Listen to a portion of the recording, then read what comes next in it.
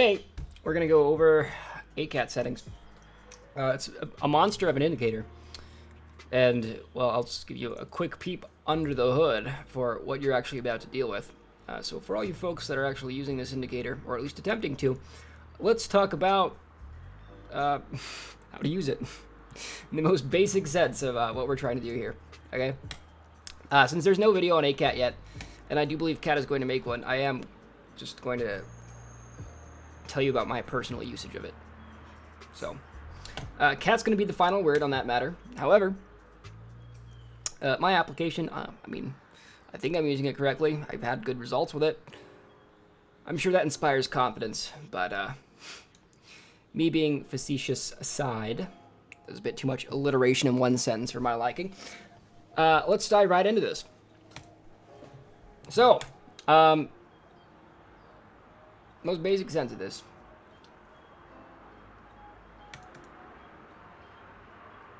And I'm going to use as many lay terms as I can. I'm not going to get too technical here. I'm just going to tell you what I use it for and how to use it, okay? So, blue bands are nice. You want to use the blue bands. When you enter the blue band, it implies you go to the pink mean, all right? So, we're not getting into any of the technicals. We're just telling you how to use it. So, if we enter the blue band, oh, well, we go to the pink mean. And that's going to happen around 90% of the time, right? It just goes to the mean, it just goes to the mean, it goes to the mean, it goes to the mean, it goes to the mean, it goes to the mean, and so on, right? If you just sit around and trade that all day, you'll probably do pretty well for yourself. The trick is attempting to catch the swing high, because your profit ratios are pretty bad when just trading on that signal by itself, which we'll also get into. So, when you actually enter this band, it implies you go to this mean, and you technically want to try to catch the swing low for a long position, or the swing high for a short position. Okay? So, guess what? Two ways to do that. The most effective and easiest way to do that is to use these little green bands that show up. Alright?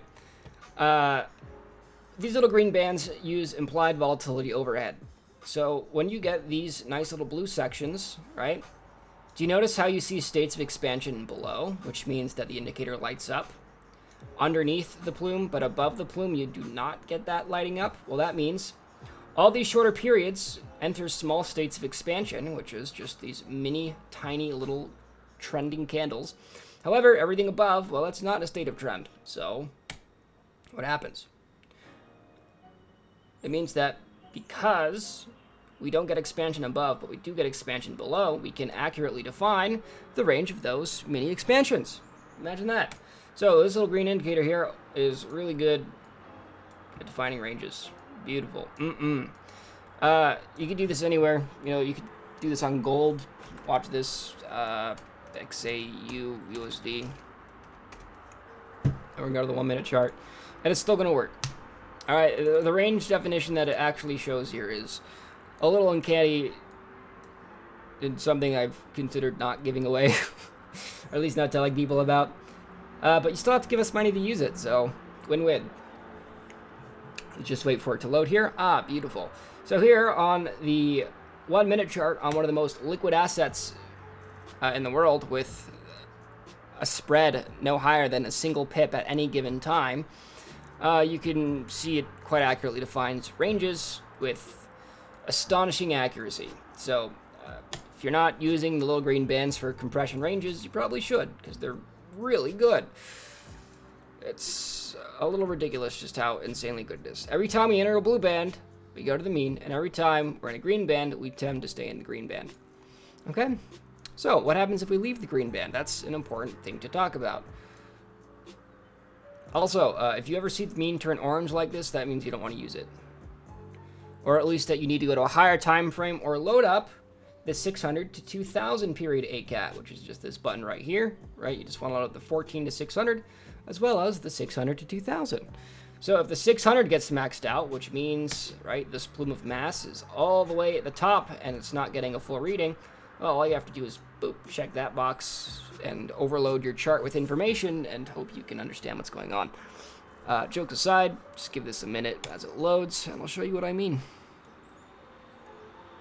Let it be known that if you're getting orange means, you probably shouldn't be using the compression either, because it's not going to get, well, it actually will give an accurate result. But still, if you're not getting the full reading that you want, you typically want to, be a little better off in that sense, Okay. This is kind of just an information dump, as basically I can make it. And we haven't even opened up the settings yet. Oh my god.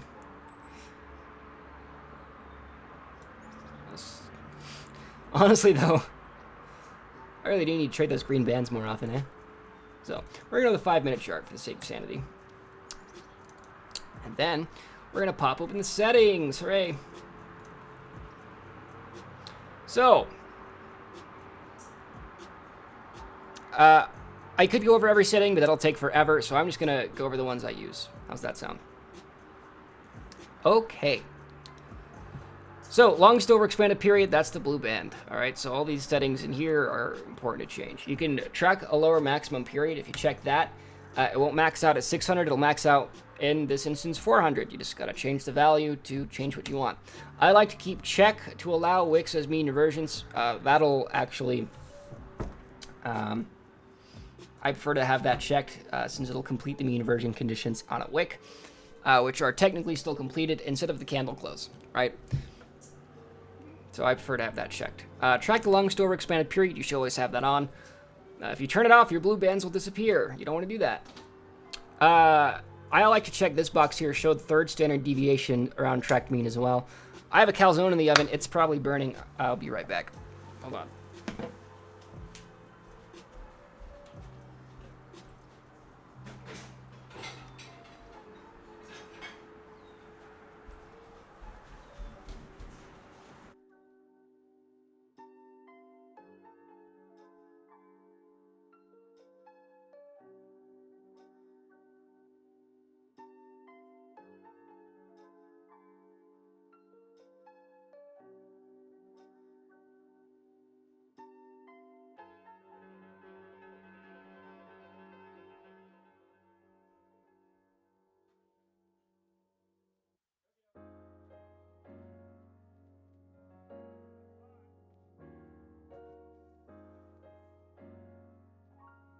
I've returned. Thank you for your patience. I forgot silverware. Hold on. I'm sorry. I didn't mean to eat, but I can't really time this. Or I can time it. I'm just hungry. I can't time my food, man. Okay. So.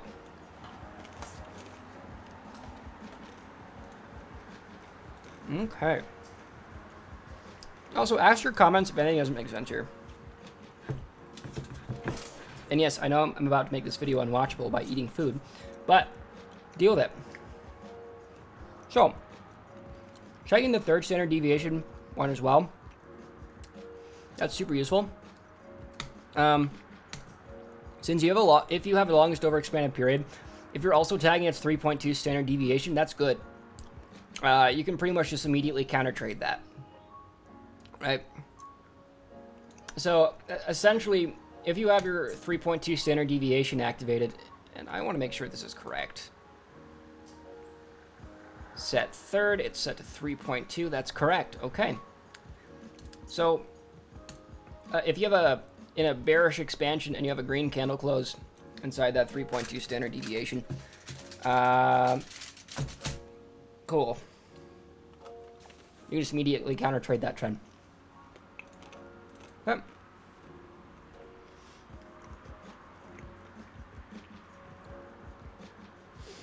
Wave PM threshold for overexpansion to show always be set to 0.9. You know, if you don't have overexpansion set to 0.9, then you're going to get wrong readings. We shouldn't change that value. You want to reset the track longest overexpanded period after mean inversion. It's typically a good setting to have on, but you can also turn it off because, you know, you still technically trade laterally as defined by the longest overexpanded period after the mean inversion is completed. Really, the only condition to end the mean inversion condition should be resetting the tracked longest overexpanded period if that's below 0.7. So you can actually have those mean inversion conditions still active for extended periods of time. And you get some really cool results. Guys, you will technically still range trade afterwards. Just be aware that having these settings won't show you new expansions until your previous expansion has cooled off. So that's an important differentiation to make. Hold on.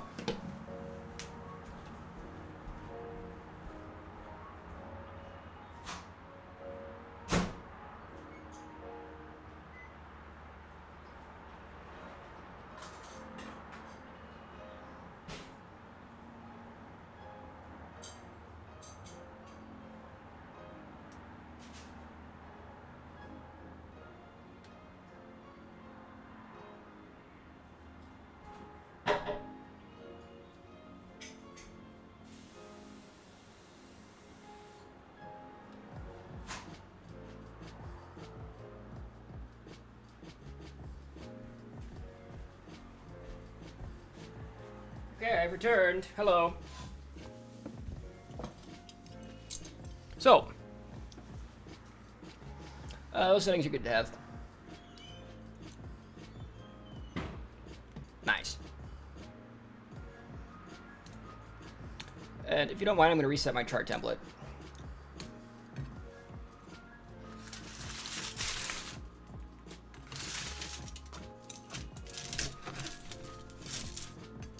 Okay.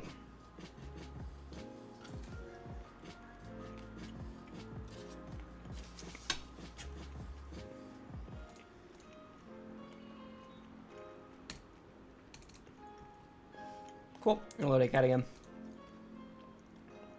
Because I actually have this version saved on my preferred settings, so I'll just show you what I'm using.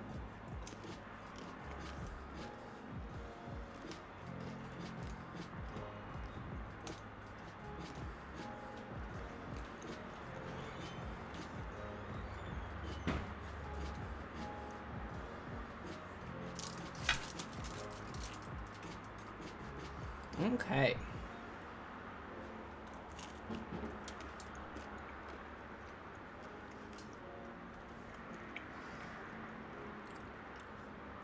So in this scenario, I've changed the aesthetics to match what I usually use. And I'm going to open up those settings so you can screenshot it and just change it to what I do. Okay. Over in style, at least. So you can see what I have unchecked and what colors I've chosen. I'm just going to go through this quick. You can pause the video and change it as you need. Okay.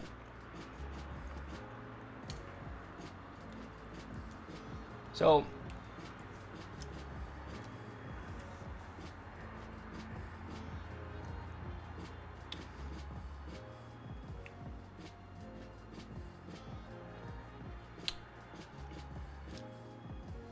all right, yeah. I'm sorry, this is the old version of ACAT, and I want to show you the new version. So I shouldn't have done anything I just did. And I just have it default and I haven't changed it because I'm lazy. I mean, it does what I want it to, and I don't really need to have the tracked periods shown to me. But that's why I'm making that video, or this video, so it's kind of important to actually show you the new features.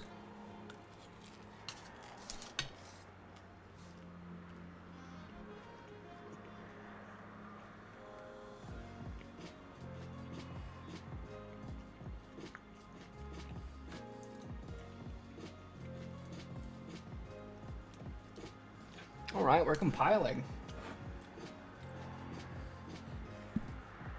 ACAT has a lot of sitting around and waiting. You just need to be aware of this. It's the trade-off for power. The more complicated and accurate you make your indicator, the less easy it is to use.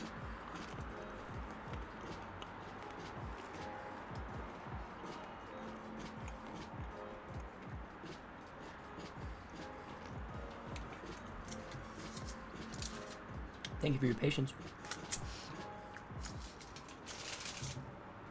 See, this is kind of the guarantee that I'm never going to lose my trading edge.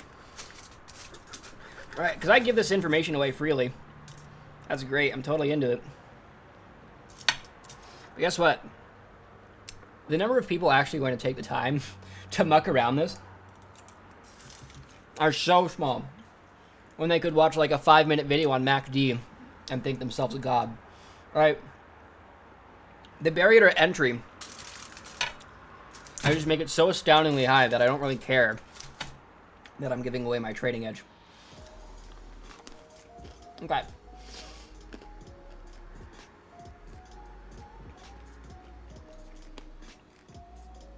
From the top, then.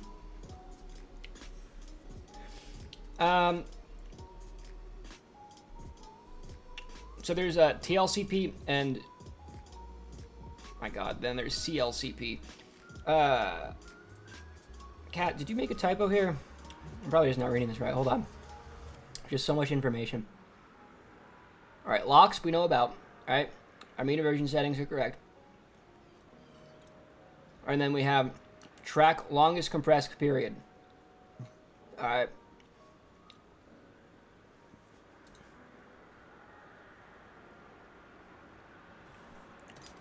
Just gonna check that for a second. Or actually, we're gonna check it and then show the third standard deviation as well. 3.2. It says third, but it's currently set to 3.2 to account for volatility. Okay.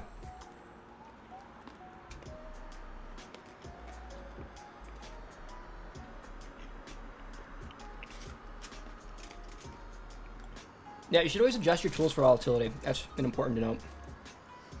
Well, that means, I know it just sounds like mumbo jumbo, but adjusting your tools for volatility is a super important part of trading, even if you're using like a Fibonacci retracement. If you have too many people looking at the same set of information, which, I mean, isn't really going to be the case in this scenario, but you want to adjust it for volatility pops against you.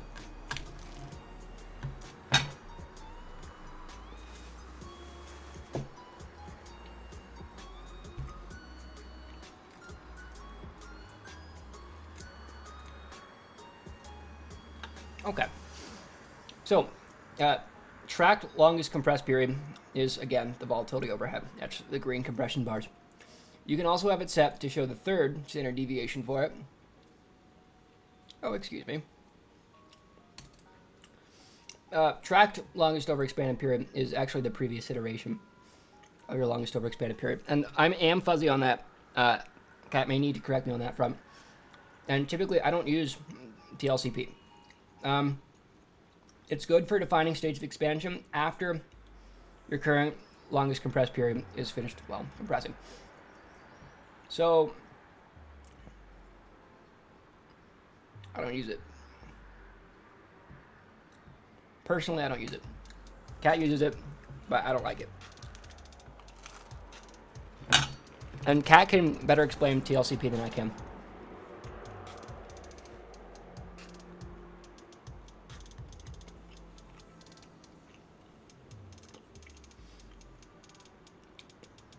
However, there is good news. You can have TLCP on, watch this, and you have it set to show the track beam and the third standard deviation. And then you go all the way down here to custom band type and change it to longest overexpanded period.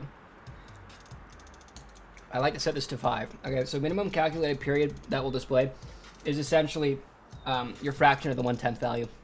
So I want this to work down to the 50th period, okay? So, multiply period by length factor. I want it multiplied by 0.1. All right? Except my calculation just timed out. God damn it. All right. On the 5-minute chart, back to 15. Come on.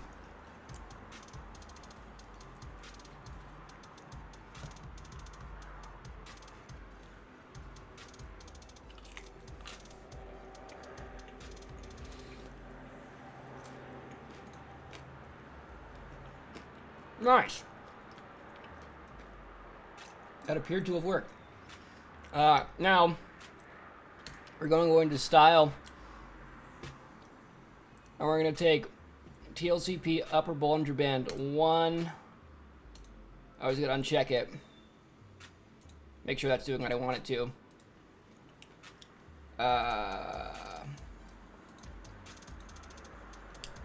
Yeah. No, it's not.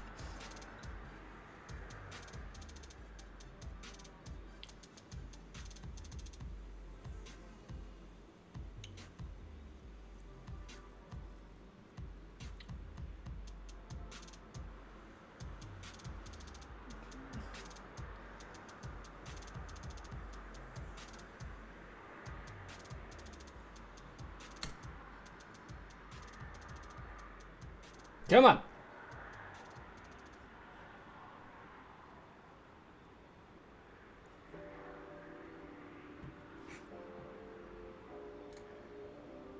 So, display labels, it does exactly what you think it does. If you have it checked, it will show you your current longest over expanded period.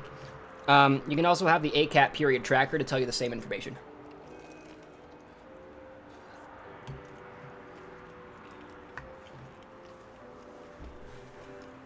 We're just going to wait for that to load. Ah, perfect.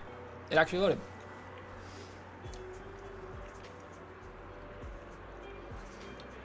So,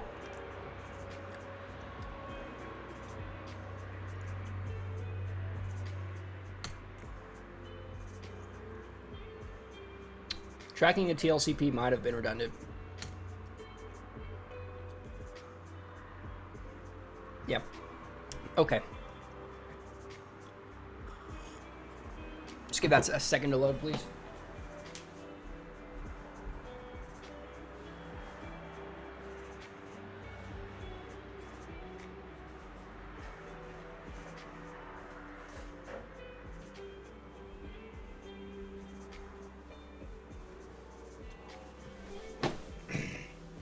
There we go.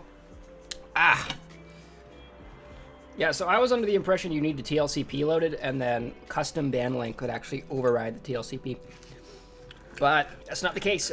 Custom band type will actually load on its own without it.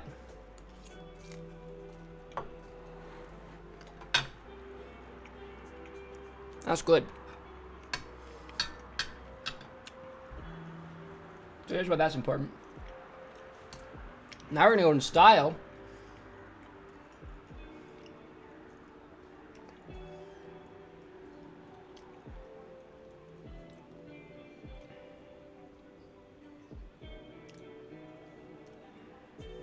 CLP, right? So your CLCP, upper Bollinger Band 2, lower Bollinger Band 2.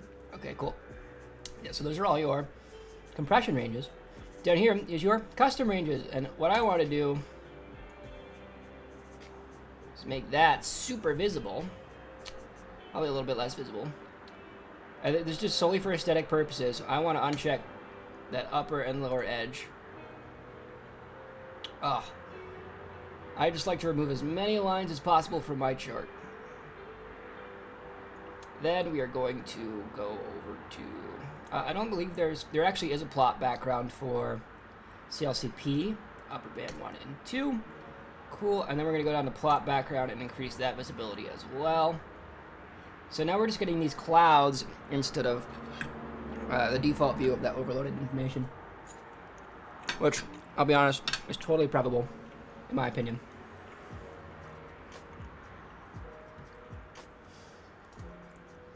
And then for the actual longest over expanded period, we're going to make it purple, because I prefer that aesthetic. Okay, just so you know what I'm doing. I do it nice and slow. And then we actually reduce the visibility of these just a touch.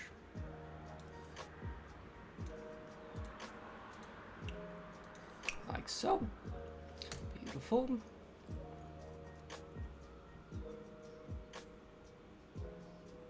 I'm going to go down to plot background for our longest over expanded period. And I know plot backgrounds aren't labeled correctly, or at all. They're just not labeled. But you can still get your colors in, man. Get your colors in.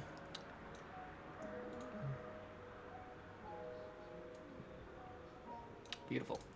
And then we're going to change the mean itself to purple. Hooray! And I prefer to have it yellow when it maxes out, just because I like the color. All right. That's how you set up ACAT. Do what you want it to do. So, using the 1/10th period is for getting entry into your mean erosion conditions.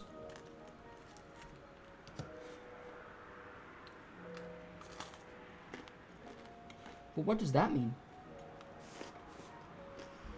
So, when you activate your condition, you can use the swing low to gain entry into the position. And then you can either use that by the CCI roll, defined by the 1/10th period, or up to 3.2 standard deviation. Or by your compression band. And one more thing for your compression periods. Under inputs.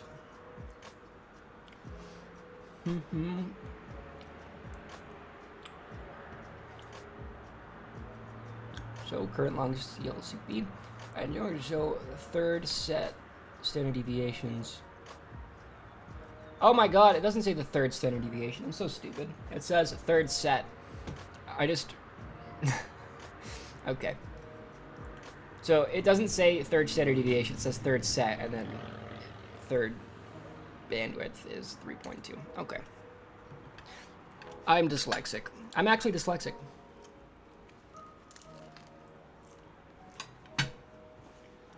Nice.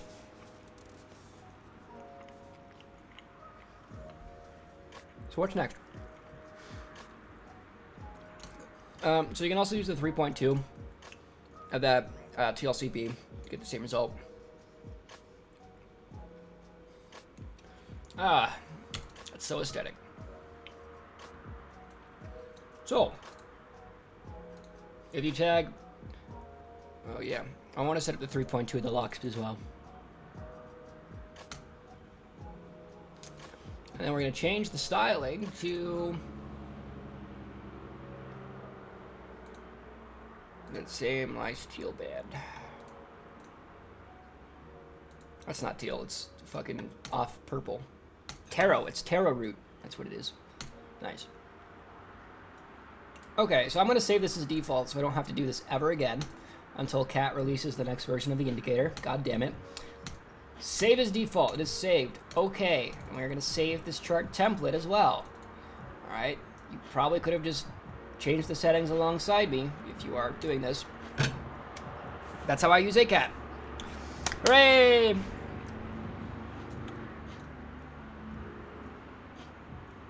Yeah, but those extreme values are going to be really well respected.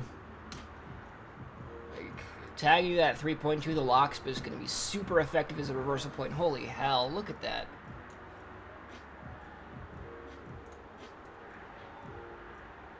Actually, you know what? 3.2 of the lock spin is really good. Oh, look at this. Setting up that defined boundary is just insanely clean. Right, the reason it works so well is because you're defining an extreme value in a state of overexpansion. Right? Usually, people just try to define extreme values regardless of the state of expansion or compression. But if you filter the results to only show the most extreme example of your most exhausted period, then that extreme value is going to be super accurate. It's something I need to use more often.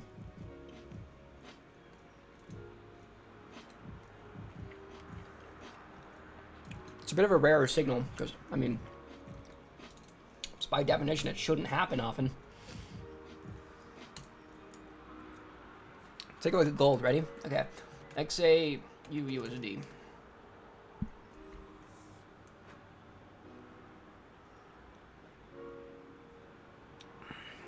Check if there's any YouTube comments. Probably not. Oh, what the... Yeah. Okay. Yeah, ACAT with charge just cleared up my mumbling. Thank you. TLCP tracks the longest compressed period after compression is cleared. Right. So it defines trend after the compressionary period ends. This works quite well as a shorter key period length than locks because it's defining a period length at which there's a border of volatility overhead, i.e. higher periods are often not in sync, so it's hard to push new expansion beyond that length. Beautiful. Volatility overhead. TLCP will generally match the CLCP. CCL. Oh god, I'm not trying that. While still compressing the other two overlay, custom bands is different set of plots altogether. Yep, I fixed it. For anyone who has questions, please ask them in our Discord, #indicator_support. I'm going to be overhauling the explanation videos on this, and it would help to see questions and confusions. James Collins says upper band is 54%. Opacity and lower is 56. I'm not fixing that. You're going to have to deal with it. ACAT supersedes two different indicators. Yep. Mean reversion MA.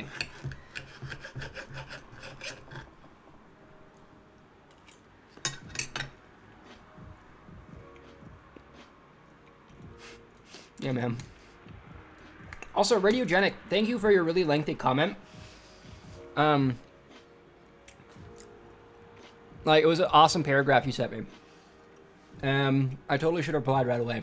Just like a simple thank you, but I was so in awe that it made my night, so thank you. I'm glad you're finding this content useful, and I'm glad you're actually watching the video on how to use the indicators after you express such interest in them.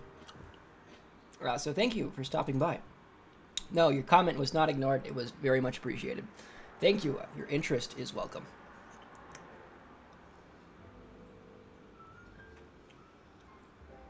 Yeah. ACAT with charge says, biggest issue with 1/10 is that it tends to move a lot. Yeah, it requires an excessive amount of micromanagement. All right, we're going to do this on the 5-minute chart. Let's do gold. All right, how much you bet that this is bouncing directly on top of the 3.2 of the logs?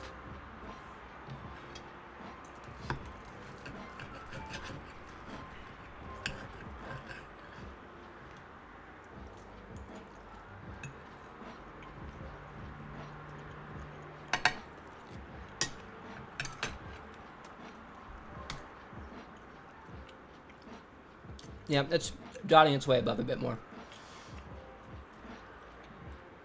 Yeah, when you have this kind of clear, defined expansion, it tends to trend. Who would have thought? Okay. My, oh my, those compression ranges are quite clean, are they not?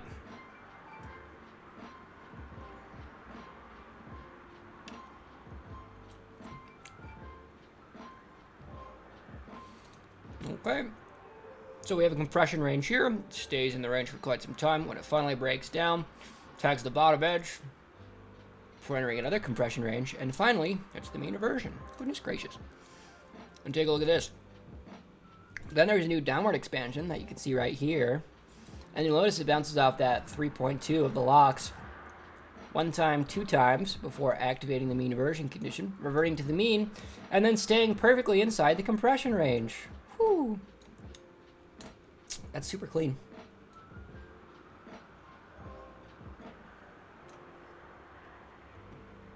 Another great mean reversion. You totally would have stopped out of that. You see how it starts, it tags that 3.2 of the CLCP, but it actually continues to trend downwards. So there's a stop loss hit for you. But then it activates the mean reversion condition, and it does eventually go to the mean. So I'm sure you can see the problem. Right, your upside ends up being 0.06%, and your maximum drawdown was 0.4%. So your profit ratio slowly degrades, and when you get these kind of mean reversion conditions, if you're seeing yourself tag that top edge of the CLCP, yeah, you totally just take early profit. Taking early profit is kind of a must, or at least it can be. Setting up that trailing stop is really healthy. Okay, get your final questions in. I'm gonna go put my calzone in the fridge because I didn't eat it all. I'll be back in a moment. Let me blah blah blah. Let me know what you guys think.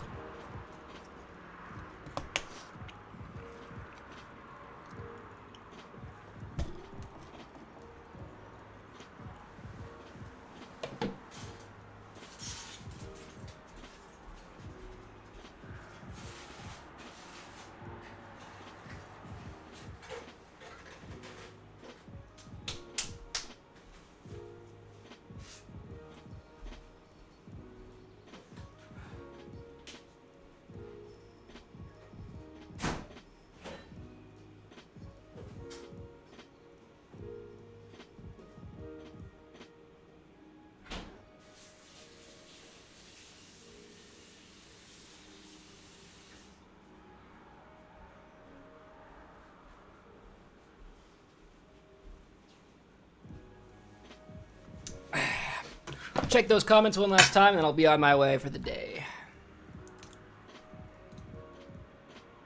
That's it. Well, folks, it's been a pleasure. I'll talk to you all tomorrow at 1 p.m. to do my Bitcoin analysis. You have a great day.